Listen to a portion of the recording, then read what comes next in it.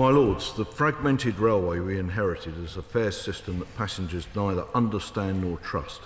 We are addressing this through delivering pay-as-you-go with simpler fares in London and the South East, Greater Manchester and West Midlands, trialling digital pay-as-you-go in the East Midlands and Yorkshire, and on long-distance routes we are learning from the trial with LNER to make long-distance fares easier to understand. I'd like to thank the Minister for his answer, and whilst it's good to hear about some initiatives in parts of the country, passengers have faced year after year of rail fare increases for an unreliable service.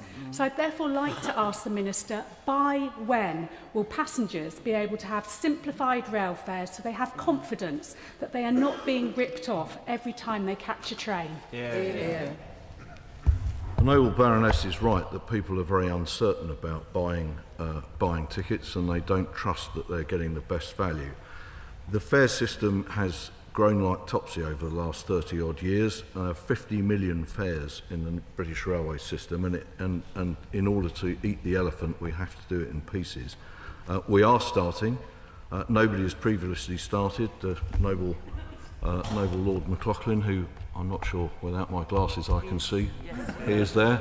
He said to me once that he tried to do it in his period as the Secretary of State, and the system hadn't allowed him to make the progress which he'd hoped to do. We are making progress. It will take time.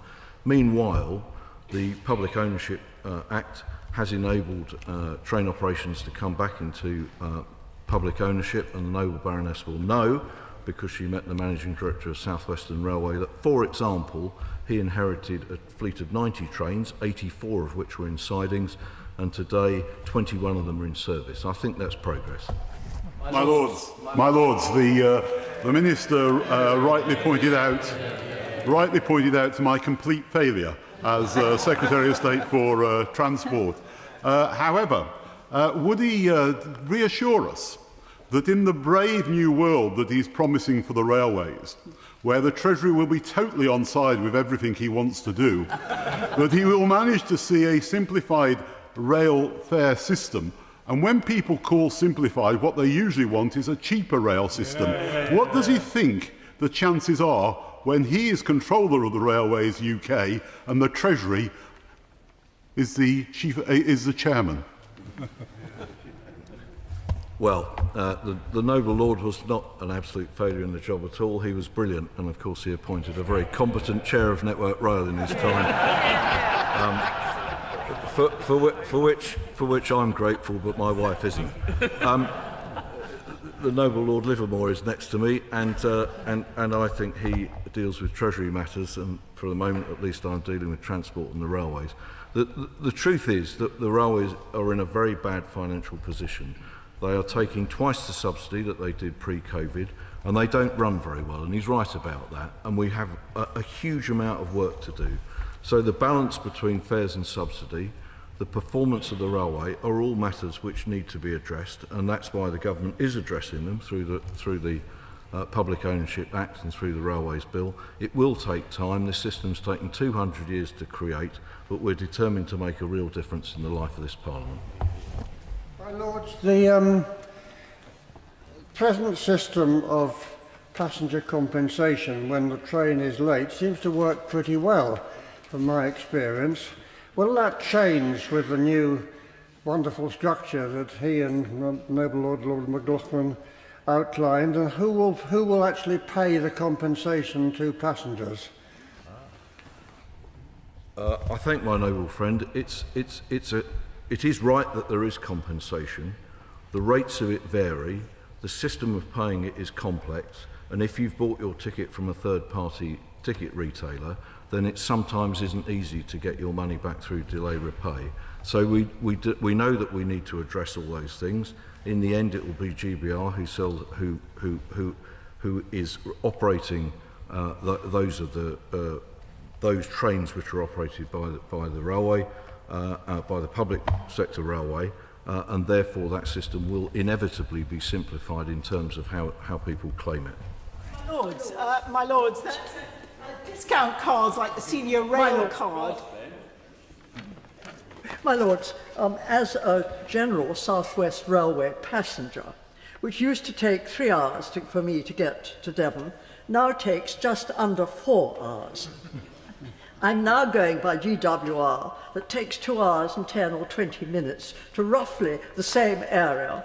And I absolutely can't understand why something can't be done to deal with South West Railway, already raised by the noble lady, Lady Pidgeon. So I think the noble Baroness is referring to the Salisbury to Exeter line, which has a long history. It was built cheaply to compete with the Great Western. The cuttings are steep, the tunnel mouths are surrounded by earth, and sadly this summer journey times have been extended due to soil moisture deficit, which is a modern feature. The management of SWR has every intention of getting back to the normal timetable, but must operate the railway safely in the meantime. I'd be very happy to introduce the noble Baroness to the new managing director, and he can explain that to her himself, because he is responsible for both the operations and the infrastructure.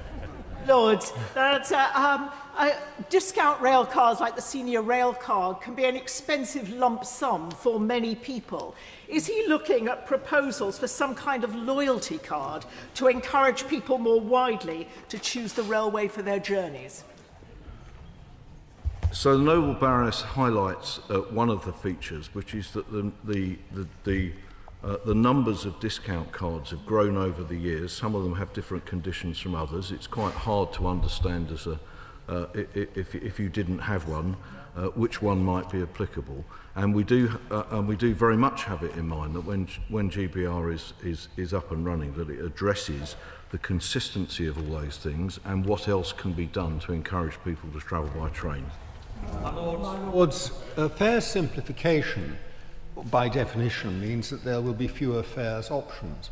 Can the government give a guarantee that under their simplification programme, no individual fare will go up purely because of fare simplification? Well, the noble Lord's got some background in this because he was both the Deputy Chair of Transport for London and the Deputy Mayor for Transport, I think, for a bit. And he knows perfectly well that when we rationalised the fare structure on the tube, some fares did go up. Other fares went down. We made sure that the fares that went up were generally ones that that a lot of people didn't pay, and that the benefits were found across the system. If you've got 50 million fares, we need to reduce that number, and it is inevitable, and they do need to be balanced. And he has some experience himself of balancing them within an overall fares rise, and he should use that knowledge to his own advantage, because I don't particularly want to tell him again. My Lords, no Baroness in introducing this question talked about terrible railways. Well, I know for many people the world stops outside London and the southeast of England. But can I say to him that as a regular traveller for the last 23 years on LENR, it's a very good system with dedicated staff. Timings are very good, and it's an example of what can be done with a nationalised railway system. But can I urge my honourable friend to see what can be done to make the offer of tickets more simple, because it is a complex even on that line, but it's not all doom and gloom on our railways. It's a very welcome sentiment, and I appreciate it. We are really trying hard, and the management of LNER are trying hard to get some rationalisation into this, which is also convenient to people. So the proposition that you can buy a ticket which has plus or minus 70 minutes means that you don't actually have to travel on the train that you thought that you might, and there is some flexibility in it. And regardless of some of the comments about individual fares, actually it's proving very popular, and enormous numbers of tickets in the new system are being bought. If you look into the future, for example, 1.1 million new semi-flexible tickets priced at less than the super off-peak fare in the booking horizon between August and December are available, and people are discovering that actually a different methodology of this actually works. My Lords, I've suffered a number of cancelled trains on my journeys, cancellations have been explained as due to a driver shortage. Is there a driver problem or lack of numbers, or is there some other likely explanation? The Noble Lord is right. There is a driver shortage. Most train operating companies don't have enough drivers to staff the service.